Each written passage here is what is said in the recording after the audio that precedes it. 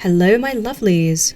Today, I'm going to take you through a tale as old as time, an artist starting a sketch, struggling to make it work, and going back to finish it ages later. In this case, a fan design for a Greek goddess in the style of Supergiant's Hades. I actually started this before Hades 2 had launched into early access, and you can definitely tell I was leaning into the sketchier end of the illustrations in the first Hades game.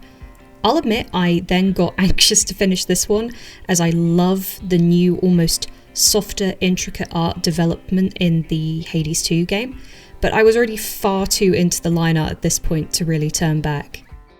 However, one thing I'm trying to remind myself with art is that you can just keep making it. It's not a finite resource, which is honestly the beauty of it. If I want to, I can always redraw this in the newer art style, or perhaps do another Greek figure, provided Hades 2 doesn't continue to cram in as much mythos as they are. I can redraw this as many times as I want, and the reassurance I could always draw this again gave me the boost I needed to finish. What can I say? I got drunk with power. Makaria is supposedly the goddess of blessed death, and the daughter of Hades. If there is a Hades 3, it could well be her that we play as. There are many interpretations of what blessed death could mean. If you couldn't tell, I'm doing air quotes right now every time I say that, especially as some interpretations claim she has her own little spot in the underworld. Some argue that it could simply mean a peaceful afterlife, whilst others read it as being those who die in a blessed or honourable way, such as dying for a good cause. Similar to the heroes of Elysium, but not necessarily dying in combat.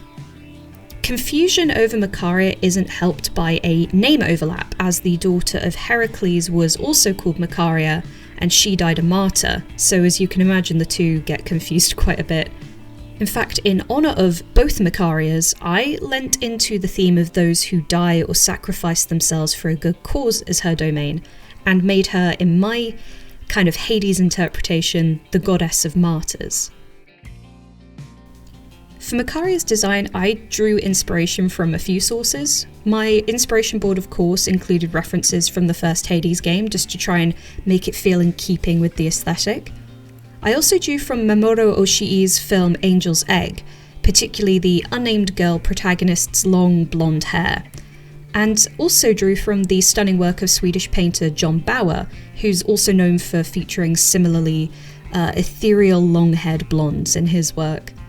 I felt that impractically long hair often really helps accentuate an otherworldliness within a character, especially if it's really well kept, just because of how improbable that would be for a mere mortal like us. Symbolically, I considered certain ancient Greek funerary vases, but they all seemed too bulky. However, if I did do a Hades 2-esque design in the future, maybe Makaria as an adult, I'd like to try and incorporate one the second time around. The refreshment she carries for parched or lonesome shades is vaguely inspired by a lekathos, a type of vase used in ancient Greek funerary practices. Lekathoi were used to hold oil and were often placed in tombs as offerings to the deceased, which will hopefully tie Makaria's kind of nurturing aspect I envision for her, but also give her some more underworld-esque iconography. Speaking of nurturing, I wanted Makaria's pose to really exude kindness and a sense of caring, similar to a child who picks up a possum and says, "This is my baby."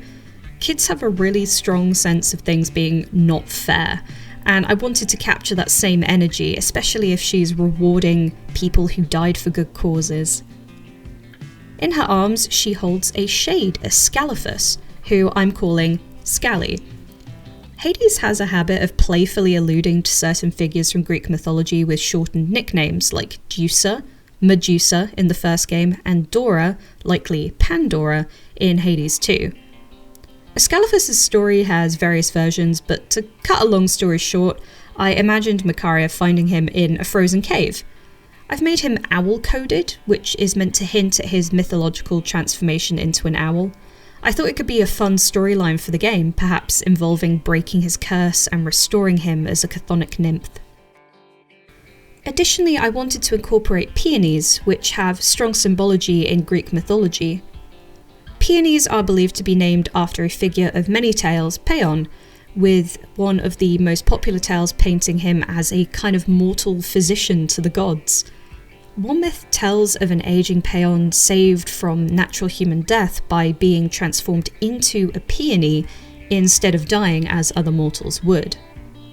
Peonies at a funeral typically symbolise a farewell or a wish for a peaceful afterlife, which makes them a perfect fit for Makaria's theme of blessed death, at least in my opinion. In fact, floral themes extend to the underworld as a whole, not just as a reference to Makaria's mother Persephone in this case.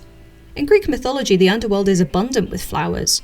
I dare say the only reason Asphodel is magma-themed in the first Hades game is because they didn't want it to be too similar to Elysium, given that the fields of Asphodel are, unsurprisingly, usually a field. I believe they justify it by saying that the fiery river Phlegethon overflowed into the fields of Asphodel. Oh, I tried saying that 10 times over.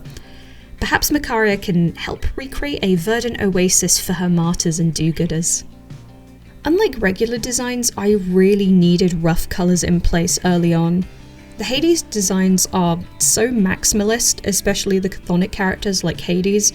Keeping colours balanced is as vital as keeping the physical components of the design balanced. I ended up using an even darker background partway through because I finally remembered the context within which the drawing will exist, which is very important. When people speak in Hades, the backdrop fades out and gets much darker, so I slapped on a darker backdrop to ensure it would work in context. In my attempt to unify the colours, I did initially overshoot the runway a little bit, resulting in design homogeny rather than harmony. I went back to my original sketch, sampled some colours, and added what I hope is a much needed injection of colour variation. I figured it would still remain balanced given they are similar colours to the flowers that Makaria and Scali are holding. Like her siblings, Zagreus and Melano, Makaria has burning feet in my design. Massive kudos to my friend Calvin, who suggested the edges of her long dress were playfully singed. Also, while Makaria's grey skin, outfit colours and clashing neon gems are reminiscent of Hades, her hair and floral motifs are much more inspired by Persephone. I envisioned from the start some kind of markings on her, naturally occurring but somewhat reminiscent of how kids like to draw on themselves and their toys. Given that they're gods after all, I figured them naturally occurring would make some kind of sense. For this, I drew inspiration from Eurydice's markings in the first game. This process has been somewhat healing for me. While I don't intend to play Hades 2 until it's fully released, and believe me, I'm having to restrain myself, I do know the premise and have seen snippets. Melano has never truly known her family, including Zagreus, and so I desperately hope we get to see them reuniting and bonding. A character like Makaria could not appear until after such a time, but who knows, she could be the perfect candidate for a Hades 3. But in the meantime, I have my own silly headcanons, and the idea of a future in which all three siblings are back to some semblance of normal. Whatever normal means for a god, that is.